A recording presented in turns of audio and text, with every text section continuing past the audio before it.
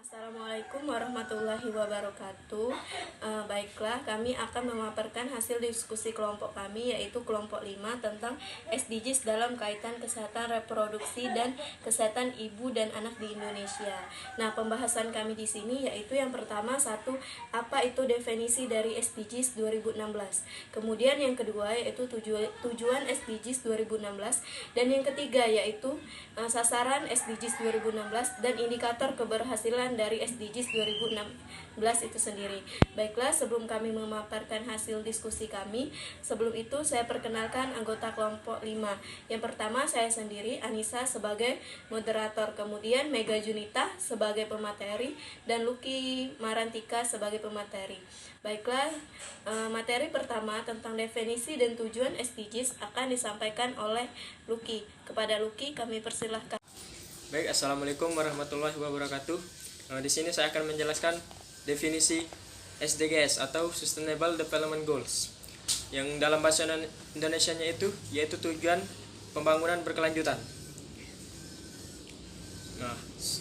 SDGs ini adalah sebuah kesepakatan pembangunan baru menggantikan MDGs atau Millennium Development Goals. Masa berlakunya yaitu dari 2015 sampai 2030 yang disepakati lebih dari 190 negara dan berisikan 17 goals atau tujuan dan sasaran 169 sasaran pembangunan. SDGs ini menggantikan MDGs dikarenakan bahwasannya pemerintah merasa tujuan dari MDGs ini tidak mampu menjawab persoalan-persoalan yang terjadi untuk kedepannya. Dampak yang diharapkan dari SDGs ini yaitu yang pertama, mengurangi kemiskinan, pembangunan berkelanjutan yang merata, mata pencarian dan pekerjaan yang layak.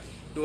Akses merata kepada pelayanan dan jaminan sosial. Yang ketiga, keberlanjutan lingkungan dan mempertinggi ketahanan terhadap bencana. 4. Serta pemerintah yang ditingkatkan kualitasnya dan akses merata kepada keadilan bagi semua orang. Nah, di sini ada tujuan dari SDGs. Ada 17 tujuan dari SDGs atau Sustainable Development Goals. Yang pertama itu kemiskinan. Maksudnya di sini mengakhiri segala bentuk kemiskinan dimanapun, karena seperti yang kita ketahui banyak masalah kemiskinan yang belum teratasi dari program MDGs itu sendiri. Program dalam SDGs itu akan memberikan pembangunan berkelanjutan yang merata. Baik, untuk selanjutnya di sini ada tujuan dari SDGs. SDGs ini membawa 17 tujuan. Yang pertama itu kemiskinan. Maksudnya di sini mengakhiri segala bentuk kemiskinan dimanapun, karena seperti yang kita ketahui masalah kemiskinan yang belum teratasi dari program MDGs. Program dalam SDGs yaitu adalah memberi pembangunan berkelanjutan yang merata melalui mata pencarian dan pekerjaan yang layak serta akses jaminan sosial yang merata. Karena masalah terbesar yang dihadapi oleh Indonesia ini yaitu kemiskinan, sehingga banyak pengangguran yang merupakan salah satu faktor penyebab dari kemiskinan. Lalu yang kedua, pangan. Maksudnya mengakhiri kelaparan, mencapai ketahanan pangan dan meningkatkan gizi serta mendorong pertanian yang berkelanjutan. Lalu yang ketiga, kesehatan. Menjamin kehidupan yang sehat dan mendorong kesejahteraan bagi semua orang, baik di segala usia, terutama dalam hal mengakhiri kematian bayi dan balita, meningkatkan biaya kesehatan bagi masyarakat dalam menjamin kesehatan baik dari bayi hingga lansia. Yang keempat, pendidikan. Menjamin pendidikan yang inklusif dan berkeadilan, serta mendorong kesempatan belajar seumur hidup bagi semua orang. Yang kelima, perempuan. Mencapai kesetaraan gender serta memberdayakan seluruh wanita dan perempuan. Karena banyak sekali diskriminasi. Nah, di sini tujuannya itu untuk menyamaratakan antara perempuan dan laki-laki, haknya maksudnya. Lalu yang keenam, air. Menjamin ketersediaan dan pengolahan air serta sanitasi yang berkelanjutan bagi semua orang. Yang ketujuh, energi. Menjamin akses terhadap energi yang terjangkau, andalan, berkelanjutan dan modern bagi semua orang. Yang ke-8, meningkatkan pertumbuhan ekonomi yang berkelanjutan dan inklusif. Partisipasi penuh dalam pekerjaan yang produktif, jenis pekerjaan yang layak bagi semua. Yang ke-9, infrastruktur. Membangun infrastruktur prasarana yang awet atau kuat, meningkatkan industrialisasi yang inklusif dan berkelanjutan, mendukung inovasi. Yang ke-10, ketidaksetaraan. Mengurangi ketidaksetaraan dalam dan antara negara. Yang 11, pemukiman. Membangun kota dan pemukiman manusia yang inklusif, aman, awet, kuat, dan berkelanjutan. Yang ke-12, konsumsi. Menjamin pola konsumsi dan produksi yang berkelanjutan. Ke-13, mengambil langkah-langkah tindakan yang segera untuk mengatasi perubahan iklim dan dampaknya. Karena banyak perubahan iklim yang tidak menentu akan membawa dampak yang tidak baik, sehingga diperlukan tindakan-tindakan yang dilakukan dalam mengatasi masalah-masalah iklim dan dampak iklim dan dampaknya. Karena SDGs ini bergerak agar sebuah tindakan yang diambil mampu memecahkan masalah yang ada di masyarakat. 14, ekosistem kelautan. Melindungi dan menggunakan laut dan sumber daya kelautan secara berkelanjutan. Untuk membangun yang berkelanjutan. Yang ke-15, ekosistem. Melindungi, memulihkan, dan meningkatkan penggunaan ekosistem bumi secara berkelanjutan. Mengelola hutan secara berkelanjutan. Menghentikan dan membaikkan degradasi, kerusakan tanah, dan kehilangan biodiversitas atau keragaman hayati. 16, kelembagaan menciptakan masyarakat yang damai dan inklusif untuk pembangunan yang berkelanjutan. 17, keberlanjutan. Memperkuat cara implementasi dan merevitalisasi, menghidupkan kembali kemitraan global untuk pembangunan yang berkelanjutan. Untuk selanjutnya akan disampaikan oleh rekan saya. Baiklah, selanjutnya materi sudah disampaikan oleh Saudara Lucky tentang definisi dan tujuannya. Selanjutnya yaitu tentang sasaran SDGs 2016 yang akan disampaikan oleh Mega Junita. Kepada Mega Junita kami persilahkan. Terima kasih kepada moderator. Baiklah, di sini saya akan menyampaikan materi tentang sasaran SDGs, yaitu yang pertama mengurangi AKI hingga di bawah 70/100 kh. Yang kedua, mengakhiri kematian bayi dan balita yang dapat dicegah. Yang ketiga, mengakhiri epidemis AIDS, tuberkulosis, malaria, dan penyakit tropis. Yang keempat, mengurangi sepertiga kematian prematur akibat penyakit tidak menular melalui pencegahan dan perawatan. Yang kelima, memperkuat pencegahan dan perawatan penyalahgunaan zat. Yang keenam, mengurangi setengah jumlah global kematian dan cedera akibat kecelakaan lalu lintas. Yang ketujuh, menjamin akses semesta kepada pelayanan kesehatan seksual dan reproduksi. Yang kedelapan, mencapai universal health coverage termasuk perlindungan resiko keuangan. Yang kesembilan, mengurangi secara substansial kematian dan kesakitan. Yang kesepuluh, memastikan mobilitas sumber daya dari berbagai sumber. Yang kesebelas, memperbaiki dan mencegah pembatasan perdagangan dan distorsi. Yang ke-12, memperkuat pelaksanaan Organisasi Kesehatan Dunia, Konvensi Kerangka Kerja Pengendalian Tembakau di semua negara. Yang ke-13, membangun dan meningkatkan fasilitas pendidikan yang anak kecacatan dan sensitif gender dan menyediakan lingkungan yang aman. Yang ke-14, melakukan reformasi untuk memberikan wanita yang sama terhadap sumber daya ekonomi. Yang ke-15, mengadopsi dan memperkuat kebijakan. Yang ke-16, menjaga ekosistem, keragaman spesies dan genetik. Yang ke-17, mendaur ulang atau mengolah limbah cair dari daerah, perkotaan, dan dari industri sebelum dilepaskan. Baiklah, materi tentang sasaran SDGs 2016 sudah dijelaskan oleh Saudari Mega. selanjutnya akan saya lanjutkan, yaitu tentang indikator keberhasilan SDGs 2016.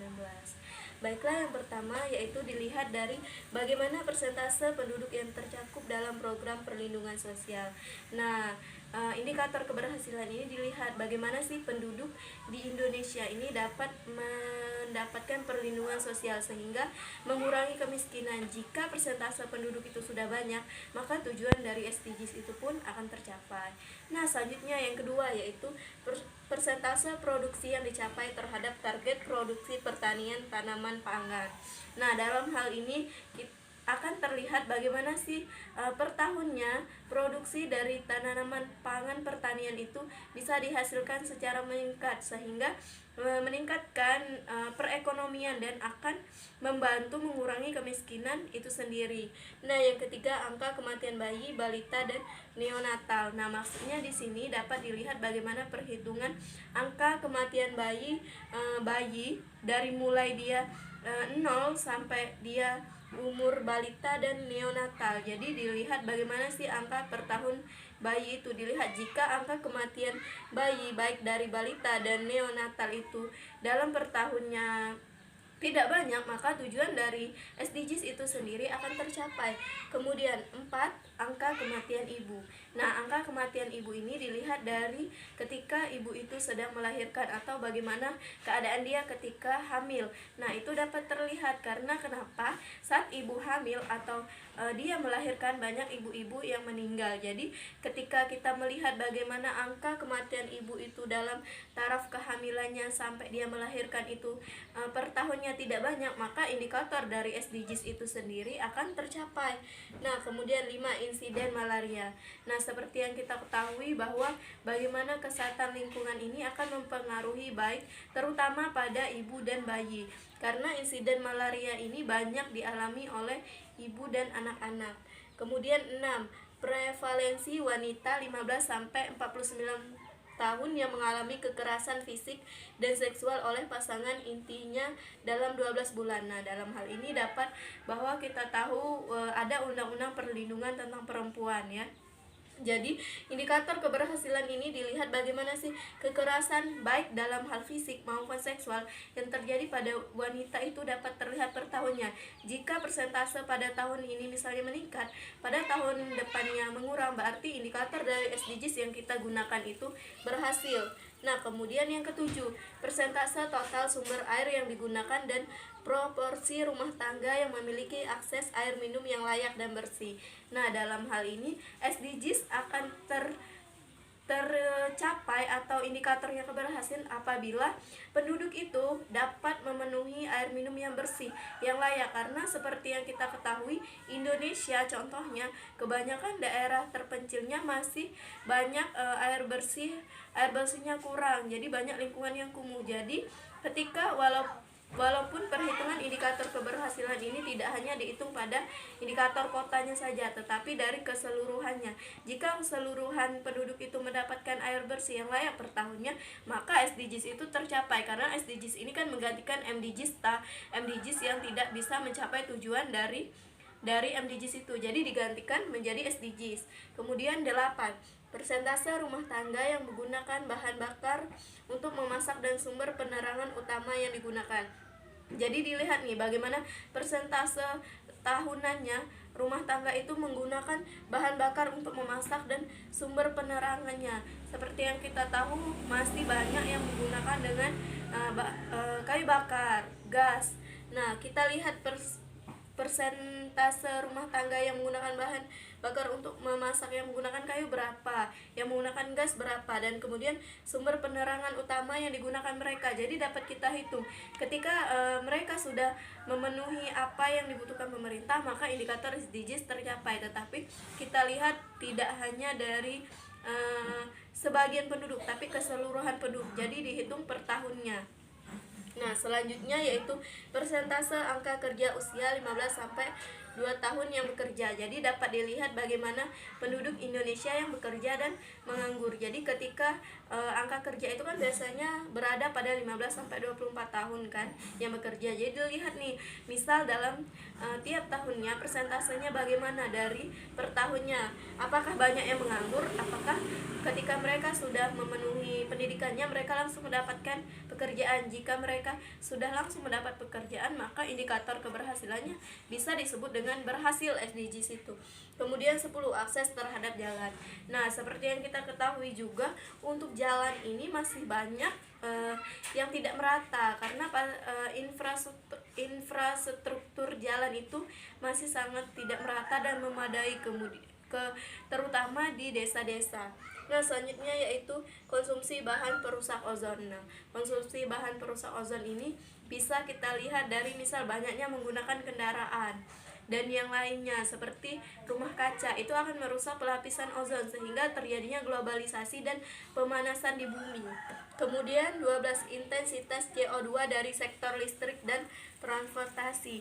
Nah, dapat dilihat bagaimana oksigen yang bisa kita hirup sehingga penduduk Indonesia itu untuk terutama pada ibu dan anaknya bisa menghadapi oksigen yang baik kayak itu. Nah, jika misalnya dalam CO2-nya tidak dari sektor listrik dan transportasinya tidak memadai, maka SDGs ini tidak dapat dikatakan berhasil. Jadi indikatornya dapat dilihat juga dari CO2 dari sektor listrik dan transportasi.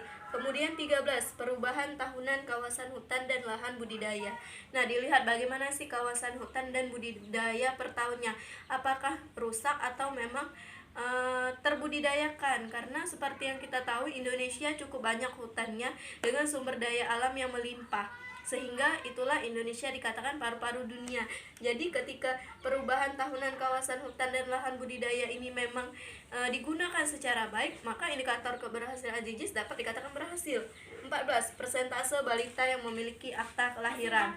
Nah, dalam hal ini untuk persentase balita yang memiliki akta kelahiran berarti dapat dilihat bagaimana sih balita yang sudah lahir tapi memiliki akta kelahiran. Kebanyakan bayi balita itu hanya memiliki surat kelahiran kan, padahal yang dibutuhkan adalah akta kelahirannya. Jadi dilihat dari dinas kependudukannya. Kemudian 15, meningkatkan kerjasama ekonomi internasional. Jadi dalam 15 ini bagaimana peningkatan kita kerjasama dengan negara-negara lain. Tetapi kita tidak hanya dengan negara-negara, tapi bagaimana dalam kerjasama ini meningkatkan pendapatan sehingga mengurangi kemiskinan. Karena salah satu tujuan SDGs itu yaitu mengurangi kemiskinan, dan juga bagaimana sih mereka mengurangi angka kematian bayi dan ibu kan. Karena kebanyakan di Indonesia ini juga gizi seimbang untuk anak juga masih sangat kurang kayak itu pengetahuannya, dan juga masih banyak ibu-ibu yang meninggal saat melahirkan. Kemudian 16, meningkatkan promosi dan pemajuan demokrasi dan HAM. Jadi dalam hal ini dapat dilihat bagaimana sih kebanyakan orang tuh promosi tentang pemajuan demokrasi dan HAM. Karena seperti yang kita tahu, Indonesia itu adalah demokrasi dan memiliki hak asasi manusia. Jadi tidak bisa kita secara sewenang-wenang melakukan hal-hal yang tidak-tidak, karena setiap orang memiliki hak-haknya masing-masing. Kemudian 17, menghormati hak mereka untuk menentukan dan mewujudkan aspirasi pembangunannya. Jadi dalam hal ini kita terima pendapat aspirasi mereka untuk menentukan dan mewujudkan bagaimana aspirasi pembangunan mendatang bagi Indonesia, terutama bagaimana meningkatkan kesehatan untuk ibu dan anak. Karena dalam hal ini fokus dari SDGs ini yaitu bagaimana meningkatkan kesehatan ibu dan anak. Mungkin itulah presentasi dari kelompok kami, yaitu yang pertama tadi tentang definisi, kemudian tentang tujuan, yang ketiga sasaran, dan yang terakhir indikator keberhasilan. Baiklah, mungkin itu saja presentasi dari kelompok kami. Jika ada pertanyaan dan tanggapan akan kita diskusikan, dan saya akhiri. Wabillahi taufiq wal hidayah. Wassalamualaikum warahmatullahi wabarakatuh.